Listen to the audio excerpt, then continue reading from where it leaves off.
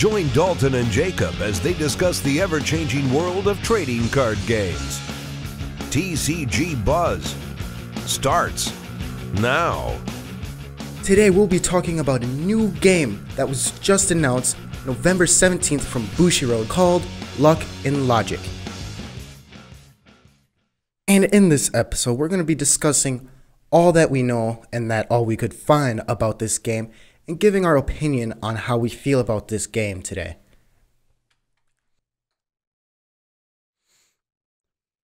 Although we tried to get as factual of information as we could, some of the info that we have isn't confirmed yet or is going from Japanese translations and could change as the game evolves.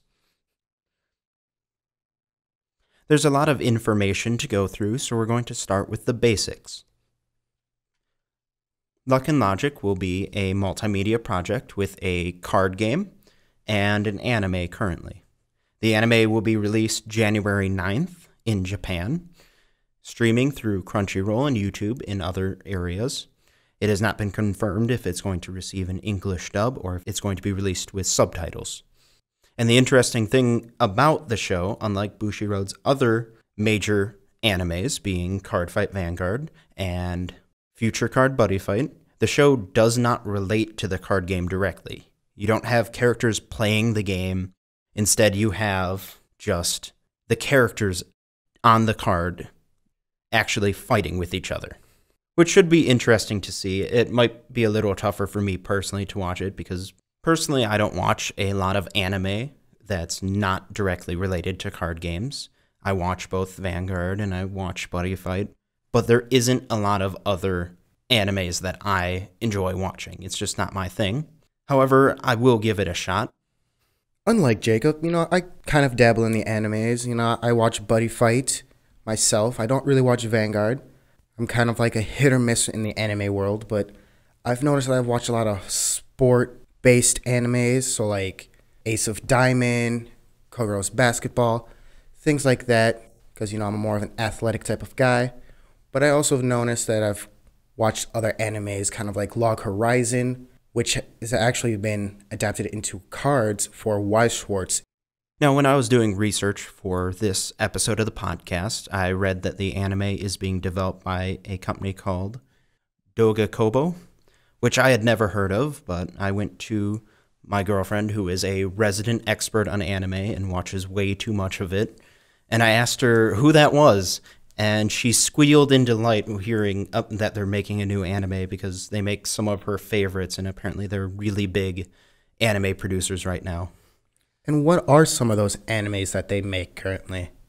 The only one I know of is called Himoto Umaru-chan, which is a slice-of-life anime about a girl who appears as a model student, role model, responsible when she's at school, and she goes home and she acts like a little bratty nerd.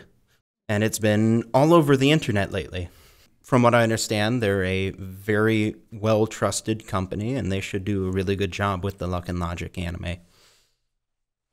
Well, we can sit here and talk about anime all day long, but let's get to the main point. We're here to talk about trading card games, right, Jacob? That's right. Now let's kind of talk about Luck and Logic's gameplay. And what have I've noticed from the research that we have done about this game is that it reminds me of a few different card games and how they play. Like the spells and counters kind of remind me of Buddy Fight. The paradoxes that they have are kind of like the climaxes in Weiss Schwartz, and how you deal damage in the game reminds me of Duel Masters / Kaijudo, if anybody remembers those games. Yeah, it seems like a lot of the really successful card games were created by taking some of the best aspects of other card games and putting them together and getting rid of the stuff that people didn't like. One of the big ones that comes to mind is Force of Will. I really don't think that game did anything completely unique. It just took the good parts of other games like Magic the Gathering and Duel Masters and put them together. Yes, I agree. The attacks and defenses of creatures are a lot higher than the ones in Magic. Obviously, there's no shields like they have in Duel Masters, but they still have the same concepts with the mana pool and using the mana as like your gauge in like Buddy Fight to call certain creatures or to cast certain spells and so forth. With how many card games there are, most of them share a lot of similarities and traits. For example, I can't think of a single card game that doesn't have creatures that you summon to battle for you, but they're always called different things. In one game, they can be called units. In another game, they're called monsters. Magic the Gathering calls them permanents. And in Luck and Logic, they are called members. But the unique thing is they're split into 3 different types.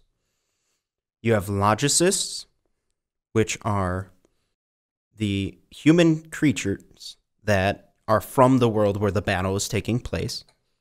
And then you also have foreigners, which are beings from other worlds that have been teleported onto this main world to assist in combat. So they're kind of like what their name suggests. Foreigners, aliens of sorts. I guess so, yeah. But the unique thing about it is you can have something called trance, where a foreigner and a logicist mentally connect to fuse into one unit called a transunion. Yeah, these transunions kind of sound like fusion monsters from Yu-Gi-Oh!, don't you say? I would say they're very similar. The one difference that I can tell is that when you have the 2 parts you need to make the fusion, if you want to call it that, you can actually search for the fusion from the deck, making it a lot easier to play them. So the next type of cards that you have are called tactics. And those are your standard counterspell removal kind of things. Your cards that can be played to assist you in battle from the hand to make an impact on the game. They're pretty standard. Most trading card games have them. So would you say they're kind of like Drago energies from Buddy Fight in Dragon World? In most cases, yes. Or they can be something like a Dispel from Magic the Gathering, where they can get rid of your opponent's spells, or they can even be a card that insta-kills the opponent's creature. Like certain sealed triggers in Duel Masters, right? There are a lot of different cards available, and it should be fun to see some of the unique cards they come up with in the tactics. Yeah, let's see what the strategies come about with it. And then the next type of card that you have is called a paradox. And how they work are they're cards you can play from the hand that stay on the field for the rest of your turn and the opponent's turn, and they can either generate advantage for you or even change the rules of the game. So kind of like field cards in Yu-Gi-Oh! Where they give bonuses to certain creatures or they cause fallbacks for other ones. That's a good way to look at it. The other way you can see them as are clones of climax cards from the game Y Shorts. Ah. Can you explain that a little bit? Well, climaxes are used during the turn as situational cards that it can only be used in certain circumstances to generate advantage or to prepare you to win the game. I see. And the last type of cards that we know of are gate cards, which are in their own separate deck. And they kind of work like shields in Duel Masters, which is basically your life counter. And then once all of them are depleted, you lose the game. But you can use your foreigners, your logistics, and your transunions to go over them to try to protect them, to keep you on fighting until the end. And the one thing that I really liked about the gate cards is that they're in a separate deck from the rest of your cards, and they actually have a different backing to them. So the main deck uses a white and green theme, but the gate cards have a black and green theme. So you can keep them separate and know that they're different, and it just looks really cool. Yeah, that really helps you, especially since you like shuffling everything together. I do. I have a bad habit of shuffling the cards into my deck that shouldn't be shuffled in. Like in Buddy Fight, I shuffle my flag in, or Cardfight Vanguard, I shuffle my starter or my G units in. Or in Magic the Gathering, I have a bad habit of shuffling my tokens into my deck. One of the nice things about this card game is that you can tell the playstyle of each card just based off its color. Because there's a red color, which is more offensive, more of your aggro style deck. Then you have your yellow ones, which is more about strengthening your allies and recovering from your drop. And then you have your blue, which is more about controlling and building the hand and kind of controlling the field and conquering the game that way. And then you also have green, which is more about resources, especially the hand, and stocking up to go in for the huge blow at the end. Yeah, I think a lot of card games use the kind of color mechanic to show how the decks play. And I think Luck and Logic is one of the ones that does it the best. It reminds me a lot of Magic the Gathering, where because you can mix them together and you can get kind of a combo if you want to have a lot of control. You can use the blue cards to keep track of what your opponent is doing and make sure they don't do anything you don't want them to, while also having red cards in the deck to push for victory. Yeah, it kind of reminds me of Duel Masters and Kaijudo, which also had the same type of theme as well, where they had different clans. There was 5 of them, and you can always mix and match them as well. Now, I'm curious to see if they add any more colors in the future, because the typical thing, most card games actually have 5 colors. I can think of several that use the 5-color system. You have Force of Will, Magic the Gathering, Kaijudo, Duel Masters. It's quite common. And another thing that some of the other games have, like Kaijudo and Magic, is they have dual color cards, which really brings decks together of 2 different colors and clans. I wonder if Luck and Logic might think about doing this as well as they develop even further to really advance the game even more. It definitely would be interesting to see, but I don't think they should do it in the beginning, just to kind of keep things simple as people try and learn the game. Well, of course, you can't just implement a new huge strategy into the game so early on, especially when you're young. It definitely has to be like maybe a 2 or 3 year wait period before you actually do that. But it'll definitely be something interesting to see in the future if we're right about that. You know, the interesting thing is, unlike most of the other 4 or 5 color games, the cards are also separated into worlds, just like another Bushiroad game, Buddy Fight. Yeah, I agree immensely on that fact as well. Kind of like the colors are their subgroups, like in the worlds where Dragon World has Armor Dragons and Dragon Knights. They're both in the same world, but they have 2 completely different styles that they play like. So currently there are only 3 worlds known that have cards. And they are Monorium, which is a world that is based around beasts and animals and doesn't have very much technology. So you can kind of say it's like before mankind was actually introduced, you could say. Well, yes, but there are humanoid creatures that are mixed with animals. You can't have a card game without cat girls. The second world is Jessphere, which seems to be based off of Japanese culture, especially your feudal Japan era, and it looks to have a lot of your shrine maiden kind of girls in it, and lots of pretty girls. It definitely seems to be a very fan service heavy world. Ah, no samurais. I was looking forward to that. Well, we don't know. They could introduce samurais into it. It would be pretty cool. I'd play with them.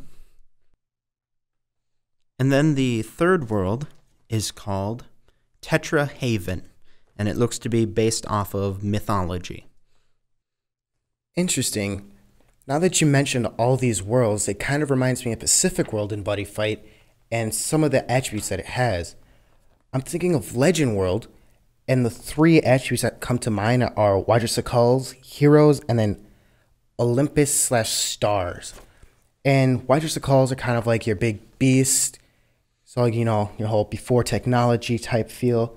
Then your heroes are kind of more of the classics, like you have your King Arthur, you have Excalibur, you have Merlin. And then the Olympus and Star are more of your mythical creatures, where you're going to have like Cerberus and all these weird demonic creatures of sorts. I would not be surprised because they're being made by the same company, so I'm sure they'll share a couple ideas between their different card games. This is very true. Talking about this game has gotten me really excited to play it. Do you know when it's actually coming out? Because I really want to start now. Unfortunately, there hasn't been a official announcement of an English release for the cards, but there is some evidence that it will be coming out in English. For example, they've shown the card game off in Singapore, which is a primarily English-speaking country. So I have no doubt that eventually the game will come out in English, but we don't have a date yet. However, if you'd like, we could import some of the Japanese versions. Yeah, we might have to just to get that game going and show it on our YouTube channel. That would be really cool. They'll be coming out on January 28th for 2 trial decks and a full booster set. So hopefully we can get our hands on some of them before then. Why does it have to be next year, though? Yeah, I know. The wait is going to be torture. It would have been perfect if it came out around Christmas time. So speaking of those trial decks, there are actually 2 different trial decks coming out. So maybe we can get one each and see how they play. Yeah. The first trial deck is called Brave Logic, and it's all green cards from the Monorium world. So they'll all be beast-like creatures that focus on building up resources for big attacks, and it sounds pretty cool. That definitely sounds like something you would be interested in. I don't know. I think it's cool, but the second deck actually interests me a little more. It's called Rhine Logic, and it has all yellow cards, and it is focused on the Jizz Spear world. So it'll all be your traditional Japanese characters, and it'll focus heavily on strengthening the allies and making sure you've got a full field. And that sounds really interesting to me. I've always been really interested in Japanese culture. So if we do pick them up, I'm going to claim that one. Also coming out on January 28th is the first booster set called Growth and Genesis, which will be introducing Tetra Haven and the red and blue colors along with the green and yellow colors. Yeah, I actually really am excited to open a box of it. Maybe we'll be able to do that on our YouTube channel. Yes, and what I saw on some of the websites that we were looking up on was that each box is going to contain 20 packs, and in each pack it contains 7 cards. And per box it includes SRs, double rares, uncommons, commons, and SPs. So it seems like pretty typical stuff for Bushiroad style. However, it's interesting that there are 7 cards per pack and only 20 packs per box, because the typical standard for Bushiroad games is 30 packs per box and 5 cards per pack. The benefit to doing it with the 20 packs per box is I'm guessing the packs will be around the same price, but you'll get 2 extra cards, which is pretty cool. I think it might actually even out if you think about it. Too much math, no time for that. I think it would be 140 cards for Luck and Logic versus 150 for your other Bushiroad games like Cardfight Vanguard. So it's pretty close. Well, it looks like we're kind of winding down on time here. So do you have any final thoughts, Jacob? I would have to say that I am very excited for this game. I have been since day one. I just can't wait. It looks really fun. I agree. Ever since you told me about it, I just could not get it out of my head. Just can't wait to start playing the game, even if it is in Japanese. I'm kind of worried that we won't have enough space in our binders for all the extra cards. Looks like it's time to go shopping and get more binders, more deck boxes, and more sleeves. Online, here we come. Before we go, are there any new releases that our listeners should be aware of? Absolutely. Coming out on December 11th is a new clan booster for Cardfight Vanguard, which is very interesting because all of the cards in it are for Aquaforce, which is one of the biggest clans in the game right now, and you're going to get lots of giant sea dragons and military commanders, and it's going to be really cool. Nice, nice. Is there anything new that's also being introduced with that set? Yeah, it actually has a new mechanic called Wave, which is really cool. How it works is most cards will have an ability that says Wave 3 or Wave 4. And if you meet the requirement, meaning if you have that number of attacks in the turn, so 3 attacks or 4 attacks in one turn, then you unlock extra abilities. Nice, nice. And then what's the name of this set so the listeners know what to look for?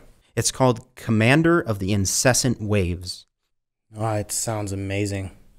I'm probably going to buy a box or two. Maybe we'll open a box of it on our channel. Yes. Make sure to check out our website at tcgbuzz.com to see when our next episode is up, and don't forget to subscribe to our YouTube channel. Until next time, I'm Dalton. And I'm Jacob. And this was TCG Buzz.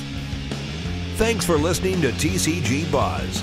New episodes can be found on tcgbuzz.com. Don't forget to like us on Facebook and follow us on Twitter. For box openings, deck profiles, and more, make sure to subscribe to our YouTube channel.